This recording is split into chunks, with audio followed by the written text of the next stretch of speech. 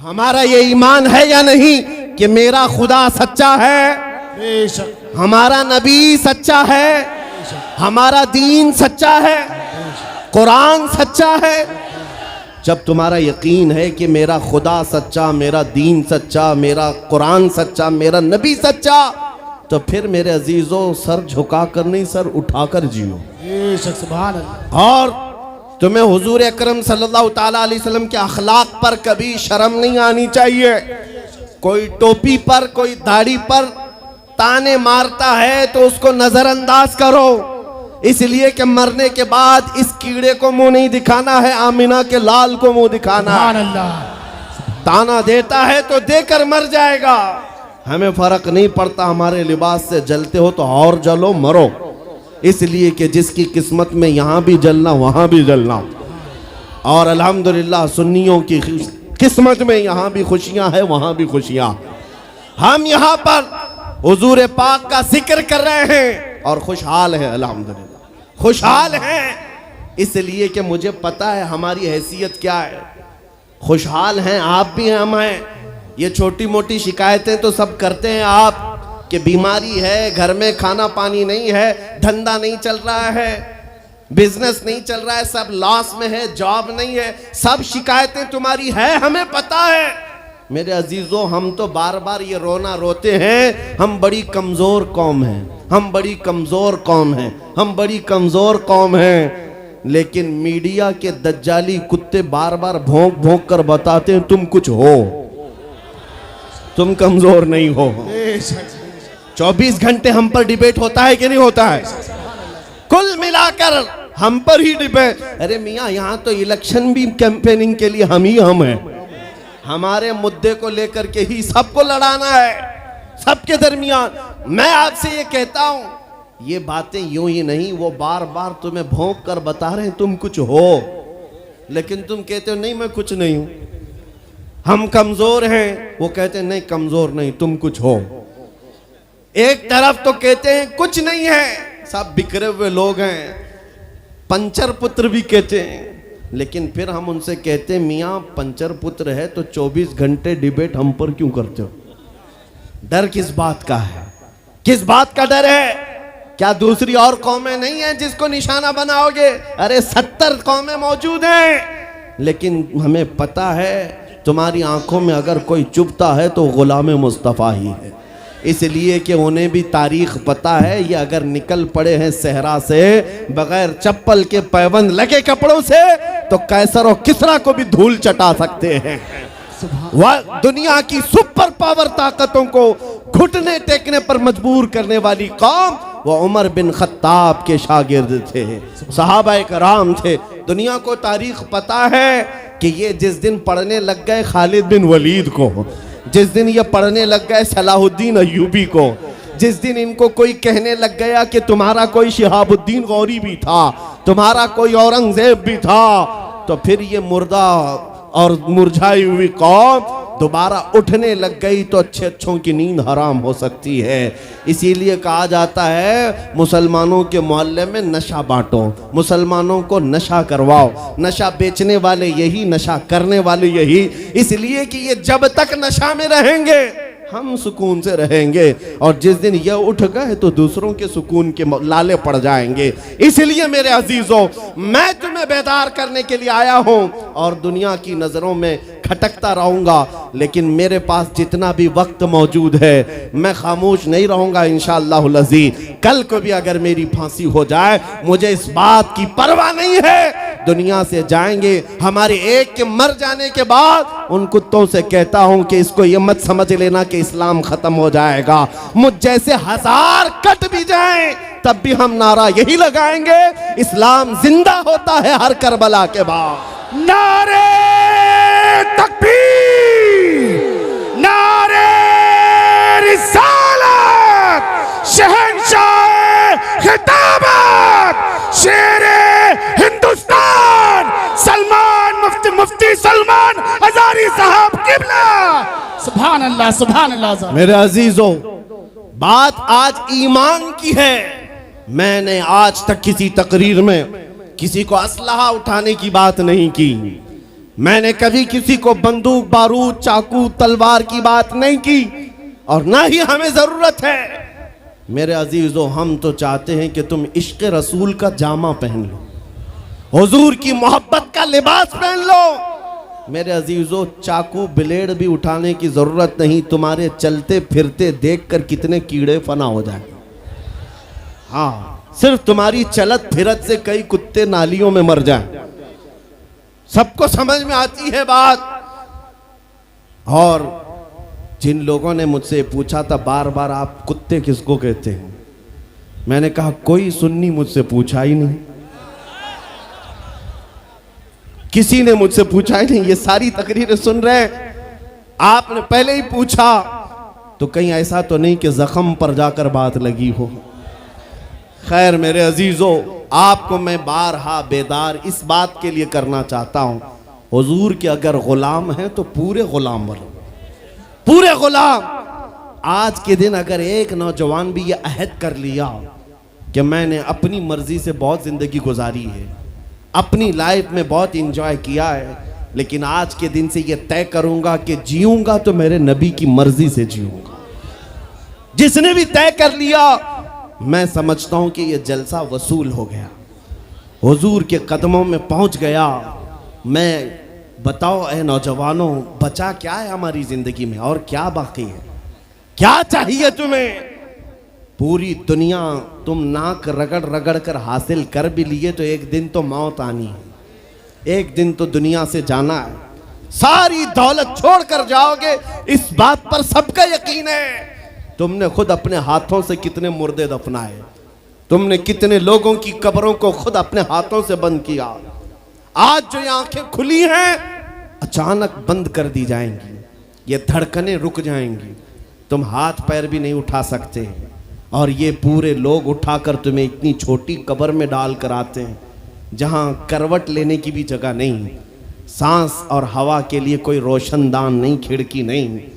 इतने घने अंधेरे के अंदर तुम तन्हा होते हो। उस कब्र के मुतालिक सोचो, वहां मुनकर नकीर जिसके बारे में पूछ रहे होंगे वो ताजदार मदीना की जात होगी। हुजूर के बारे में तुमसे पूछा जा रहा है कि तुम उनके बारे में क्या कहते थे। इसलिए सुन्नियों, आज ही हम तैयारी क्यों ना कर लें कि कल को कब्र में हमसे फरिश्ते पूछें इनके बारे में क्या कहते थे, तो वहां पुकार कर नकीरैन से कहना, तुम पूछ रहे हो इनके बारे में क्या कहते थे, अरे मर के पहुंचा हूं यहां इस दिलरुबा के वास्ते। सुभान अल्लाह, सुभान अल्लाह। मर के पहुंचा हूं यहां इस दिलरुबा के वास्ते, है शबे गौर भी उसी गुल से मुलाकात की रात। अजीजा ने गिरामी वकार, आज ले उनकी पनाह, आज मदद मांग उनसे, कल न मानेंगे कयामत में अगर मान गया। सिर्फ मैं तुम्हारे उन अखलाक की बात कर रहा हूं, बड़े दर्द दिल से कह रहा हूं। आ जाओ वापस उस नुक्ते पर जहां मेरे नबी ने हमें छोड़ा था, आ जाओ उस रास्ते पर जिस पर चलने वालों पर अल्लाह ने इनाम नाजिल किया है।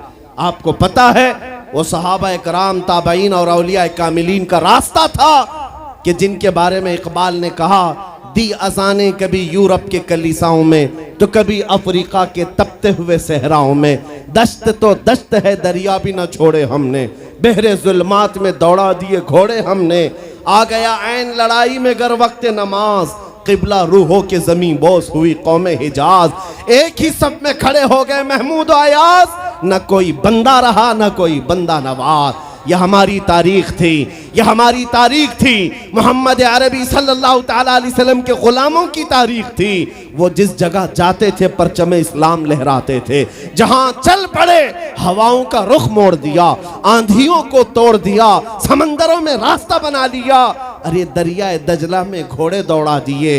ये नबी पाक के गुलाम थे, दुनिया उनसे खौफजदा थी। क्या था उनका नारा?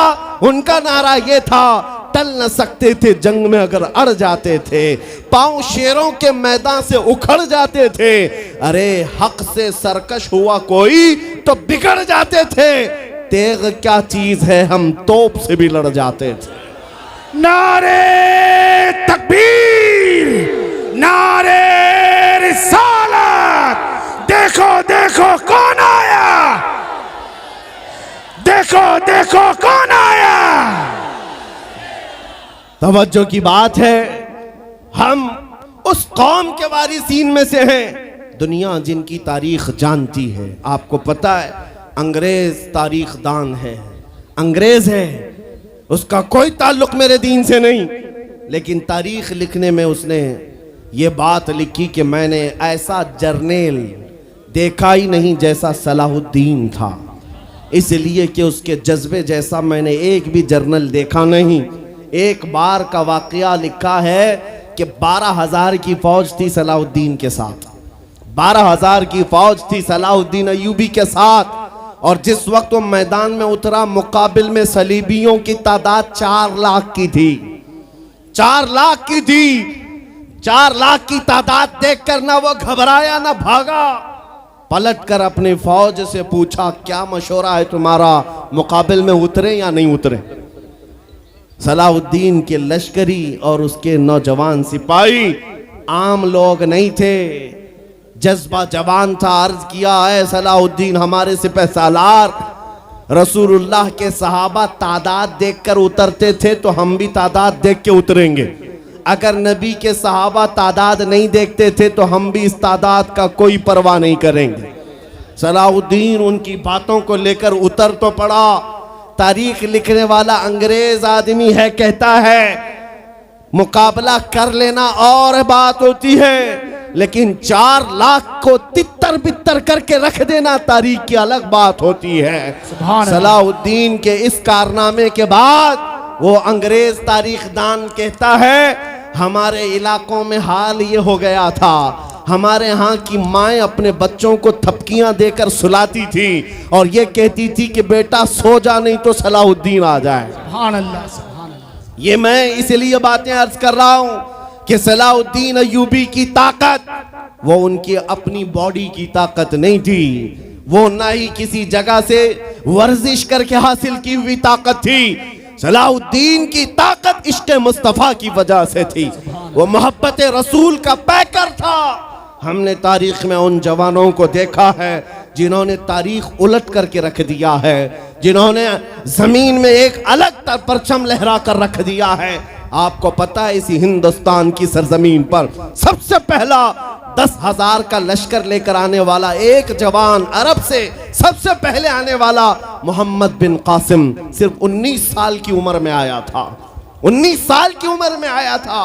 किस लिए आया था? माल लूटने नहीं आया था, यहाँ जगह कब्जा करने नहीं आया था। जैसे आज तारीख तोड़ मरोड़ करके बताई जा रही है, जितने बादशाह आए सब आक्रमण किए, सारे लोग यहाँ लूटपाट करने आए थे, ये तारीख तोड़ मरोड़ कर बयान की जाती है। मेरे अजीजों इस पर फिर कभी गुफ्तगू करेंगे, लेकिन मोहम्मद बिन कासिम क्यों आया था? इलाहाबाद के एक पंडित हैं, उन्होंने खुद लिखा है, मैं अपनी बात नहीं पंडित जी की बात कह रहा हूँ। उस वक्त हालात ऐसे हो गए थे कि चंद औरतें, मुसलमान औरतें जो श्रीलंका की सरजमीन से हज के लिए जा रही थी, उस वक्त राजा दाबिर सिंह उसके कुछ गुंडों ने इन औरतों को पकड़ लिया, उनकी इज्जत लूटी, उनका माल लूटा, उनको कैदी बनाया। उन औरतों ने उस वक्त पुकार कर कहा था कि कोई है जो हमारी इज्जत बचाएगा। कोई तिजारत करने वाला बाहर से आया हुआ ताजिर बात सुन करके अरब गया। अरब में जाकर गवर्नर जो था उसके सामने वाकया बयान कर रहा था। 19 साल का जवान मोहम्मद बिन कासिम वहां से गुजर रहा था। उसने इतना वाकया सुना कि हिंद की सरजमीन पर कुछ हमारी बहनों की इज्जत लूटी जा रही है। वहीं खड़े होकर उसने कहा लब्बैक या उख्ती, ऐ मेरी बहन मैं तेरी इज्जत की हिफाजत के लिए आ रहा हूं। वहां से पुकारा अपने चचा जो गवर्नर था उस वक्त, उससे 10,000 का लश्कर लेकर के सबसे पहले यहाँ आने वाला मोहम्मद बिन कासिम किस लिए आया था? माल लूटने के लिए नहीं, औरतों की इज्जत बचाने के लिए आया था। हिंदुस्तान की सरजमीन पर कदम रखा और उसके बाद सामने मुकाबिल में फौरन जंग के लिए नहीं आया। कहा कि जिन औरतों को कैदी बनाया वो छोड़ दो, जो हज के लिए जा रही थी उन्हें आजाद कर दो, और दूसरी बात जिन्होंने गुंडागर्दी की है उन्हें पकड़ो और जेल में डालो। राजा को घमंड था, उसने इनकार किया तो मोहम्मद बिन कासिम ने कहा चलो आओ मोहम्मद अरबी के शेरों से मुकाबला हो जाए। 3 दिन का मुकाबला हुआ था, न राजा बचा न बाजा बचा, सारे हजारे इधर से उधर हो गए और मोहम्मद बिन कासिम का परचम लहराया।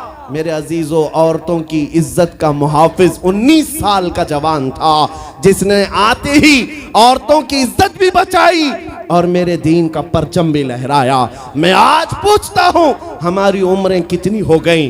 कई जवान 25 साल 30 साल क्रॉस कर चुके। आज बहुत सारी औरतों की इज्जतें जब लूटी जाती हैं, तुम तो मोबाइल में देख देख करके शेयर कर देते हो, वीडियो इधर से उधर फैला देते हो और उसके बाद समझते हो हम बहुत बड़ा काम कर रहे हैं। हर कोई यही कहता है सबको शेयर करो, सबको शेयर करो, काय के लिए शेयर करो? मेरे अजीजों, ये कौन सी जंग लड़ रहे हो? व्हाट्सएप मोबाइल की जंग लड़ रहे हो?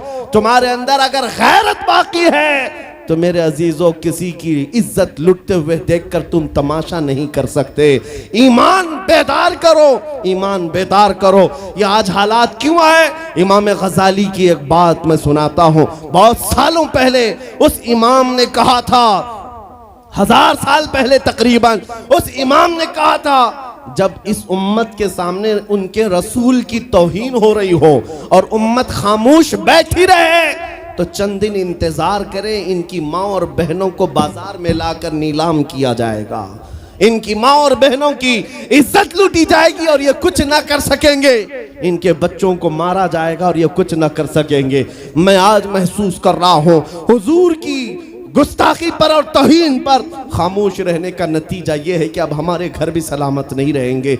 लोग आज चीख रहे हैं, मस्जिदें वीरान हो गई, मस्जिदें टूट रही हैं, खानकाहें टूट रही हैं, न जाने कितने मज़ारात बिल्डोजर से ख़त्म किए जा रहे हैं। ये तमाम बातें अपनी जगह पर। मैं आपसे पूछता हूँ, जाने ईमान रसूलुल्लाह की इज्जत बाकी नहीं रही तो फिर कुछ भी बाकी नहीं रहा। वो जो न हो तो कुछ न हो, वो जो न थे तो कुछ न था। जान है वो जहान की और जान है तो जहान है। आपसे मैं यही कहना चाहता हूं, सीरियस हो जाओ, हसास हो जाओ। हंसी मजाक गलछड़े ये लतीफे लोगों के दरमियान अय्याशियां खत्म कर डालो। आज हर एक के घर से धुआं उठ रहा है और लोग अभी खुशियां और तमाशा देखने में मसरूफ हैं। आज पूरी दुनिया में जो तमाशा है आप नहीं अंदाजा कर सकते। फिलिस्तीन के बच्चों के साथ खून की होली खेली जाती है। हमने इराक में देखा है चंद साल पहले जहां मैदान में खेला करते थे लोग, आज वो मैदान कब्रों से भर चुका है, कब्रों से भर चुका है। इतनी मौतें होती हैं कि जनाजा उठाने के लिए लोग नहीं होते, जनाजा उठाने के लिए लोग नहीं होते। ये तमाम हालात क्यों पैदा हुए? मुल्क शाम के हालात इतने सख्त तरीन हो गए हैं कि तकरीबन 50 लाख के करीब बेघर हो चुके लोग, जिनका घर नहीं, सब टूट चुका। ये हालात देखकर मैं आपसे कहता हूं, बेदार हो जाओ और अमल की तरफ आ जाओ। क्या अब भी तुम्हें अजानें नहीं उठाती? नमाजों के लिए दौड़ते नहीं? अल्लाह का कहर जब आता है, पकड़ आती है, तो फिर कोई तुम्हें नहीं बचा सकता, कोई नहीं बचा सकता। मैं वार्निंग भी दे रहा हूं और आपको बता भी रहा हूं कि नबी करीम सल्लल्लाहु ताला अलैहि वसल्लम का दरवाजा अभी खुला हुआ है, खुला हुआ है। और वो ऐसा नबी है, ऐसा नबी है जिसके दरबार से वाबस्ता होने में कभी आपको शर्म नहीं आएगी इंशाअल्लाह, और कभी आप अपने आप को बेआबरू नहीं समझेंगे, कभी नहीं। मैं अपनी प्रैक्टिकल लाइफ बता रहा हूं। हुजूर की मोहब्बत में, वो वफा में जो मजे हैं वो दुनिया में कहीं नहीं, कहीं नहीं है। जब बेचैन दिल होता है तब भी हम, मेरे अजीजों, गाने सुनकर के अपनी बेचैनी दूर नहीं करते। हम पिकनिक पॉइंट पे जाकर अपनी बेचैनी दूर नहीं करते। जब ज्यादा बेकरारी हो तो यही कहते, उनके निसार कोई कैसे ही रंज में हो, जब याद आ गए हैं सब गम भुला दिए हैं, उनकी महक ने दिल के गुंचे खिला दिए हैं, जिस राह चल दिए हैं कूचे बसा दिए हैं। हुजूर को याद कर लेते हैं, बेचैनी दूर होती है, बेकरारी दूर होती है। आपको मैं ये बात कहना चाहता हूँ, हुजूर की वफा में जो इज्जत है वो कहीं नहीं है, हुजूर की गुलामी में जो इज्जत है वो कहीं नहीं। आज आपके दरमियान मैं यहाँ आया हूँ, फतेहपुर सिकरी पहली मर्तबा, लेकिन तुम्हारा जोश और जज्बा मेरे अजीज़ों, रात के 12 बजे के बाद मुझ जैसे एक अदना तालिब इल्म के इस्तकबाल के लिए अगर इतना मजमा खड़ा है, जो खड़ा है, जिसको जगह नहीं वो भी, जिसको जगह है वो भी, क्यों कोई बड़े पार्टी का नेता आया है? क्या किसी गवर्नमेंट का ओहदेदार आया है? नहीं, सबको यहां पता है कोई नेता नहीं आया, हुजूर का एक गुलाम आया। हमारी आज जो इज्जत है वो सिर्फ इसलिए है जब तक बिके न थे तो कोई पूछता न था। या रसूल अल्लाह, तुमने खरीद कर हमें अनमोल कर दिया। जब तक के मदीने से इशारे नहीं होते, रोशन मेरी किस्मत के सितारे नहीं होते। इसलिए आज से भी कहता हूं, बेदाम ही बिक जाइए बाजार नबी में, बेदाम ही बिक जाइए बाजार नबी में। अरे इस शान के सौदे में खसारे नहीं होते। नारे तकबीर, लब्बैक लब्बैक लब्बैक या रसूल अल्लाह, लब्बैक लब्बैक लब्बैक या रसूल अल्लाह। ताजदार खत्म नबूवत, ताजदार खत्म नबूवत।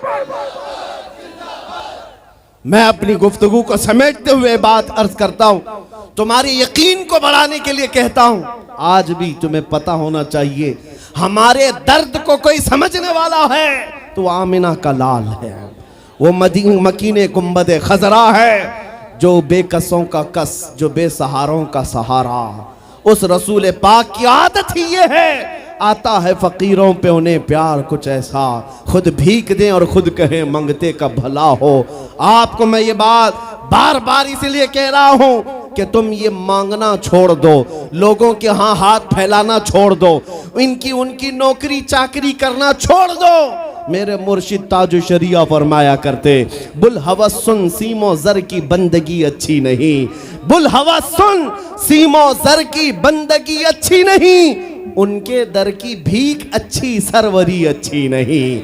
दुनिया में कहीं इज्जत नहीं पाओगे जो मेरे नबी की गुलामी में पाओगे। इसलिए कि हमने हुजूर से वाबस्ता होने वालों को देखा है, वो बिलाल हबशी हबशा के रहने वाले थे, अगरचे रंग काला था, लेकिन जब मेरे आका की गुलामी में आए तो मेरे आका ने उन्हें काबे की छत पर चढ़ा दिया, और काबे की छत पर से अजान देकर बिलाल ने ये लोगों को बता दिया, ऐ लोगों मुझे देखो, रंग से इज्जत नहीं, मुस्तफा के कदमों से इज्जत है।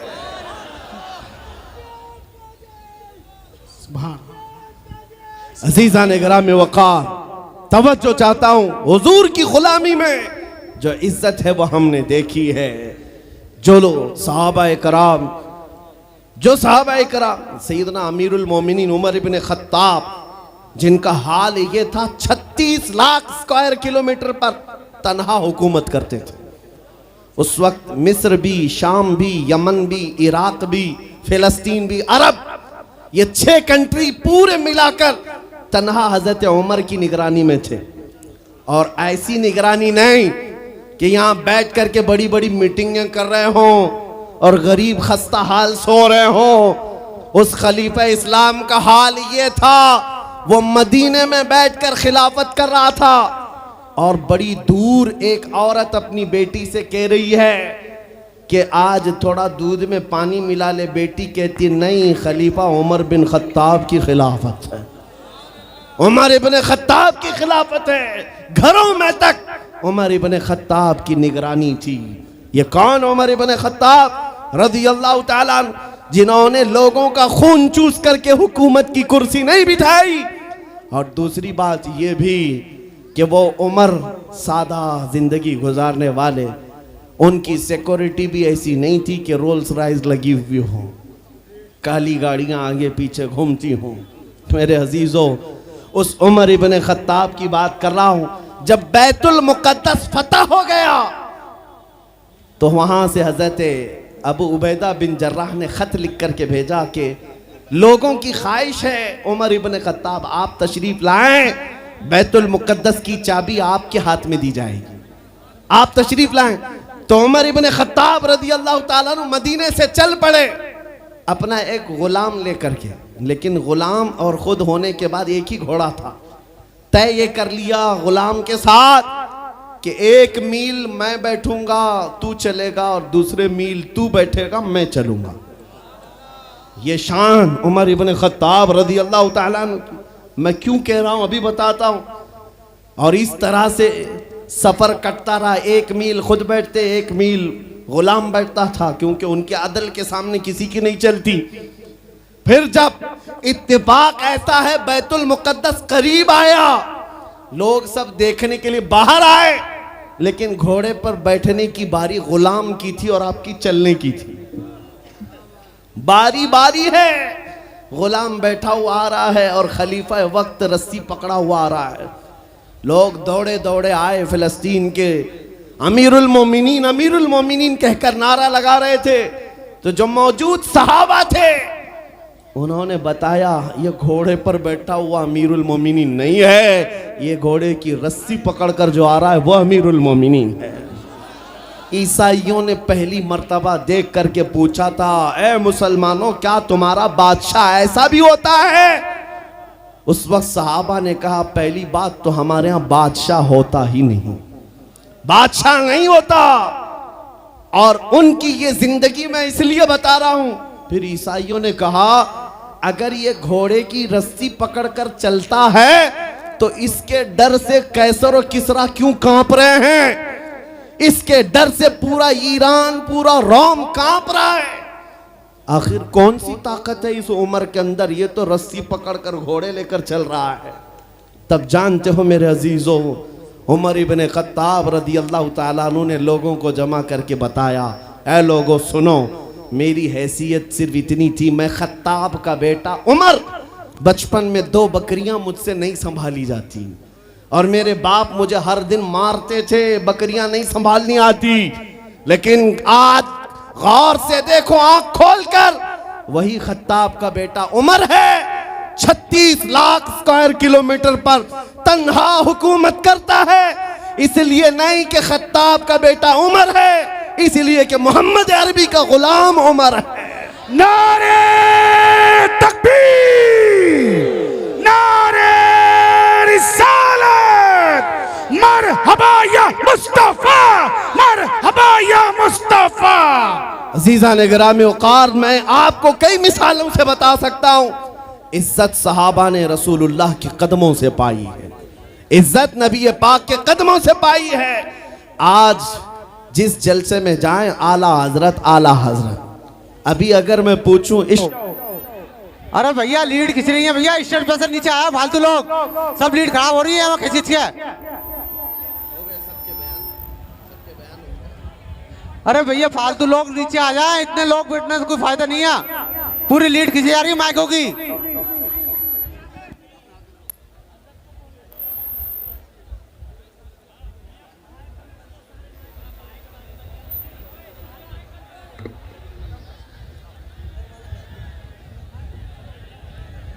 मिंबर नूर पर जलवाबार उलमाए ज़वील एहतराम, मशाइख, सादात, हाज़रीन अहले सुन्नत व जमात, अस्सलामु अलैकुम व रहमतुल्लाहि व बरकातुहू। अल्हम्दुलिल्लाह, अल्हम्दुलिल्लाहिल हन्नानिल मन्नान, अल्लज़ी खलक़ल इंसान व अल्लमहुल बयान, वस्सलातु वस्सलामु अला रसूलिही सय्यिदिल इंसी वल जान व अला आलिही व अस्हाबिही ज़विल खैरि वल इहसान, अम्मा बाद। फ़अऊज़ु बिल्लाहि मिनश शैतानिर रजीम, बिस्मिल्लाहिर रहमानिर रहीम। क़ुल बिफ़ज़लिल्लाहि व बिरहमतिही फ़बिज़ालिका फ़ल्यफ़रहू, सदक़ल्लाहु मौलाना अज़ीम। बारगाह रिसालत मुआब सल्लल्लाहु तआला अलैहि वसल्लम में दुरूद पाक का हदिया पेश करें। अल्लाहुम्मा सल्लि अला सय्यिदिना व मौलाना मुहम्मदिन मअदनिल जूदि वल करम व आलिहि व अस्हाबिहिल किराम व इब्निहिल करीम व बारिक व सल्लिम सलातन दाइमतन सरमदन अबदा। अज़ीज़ान गिरामी वक़ार,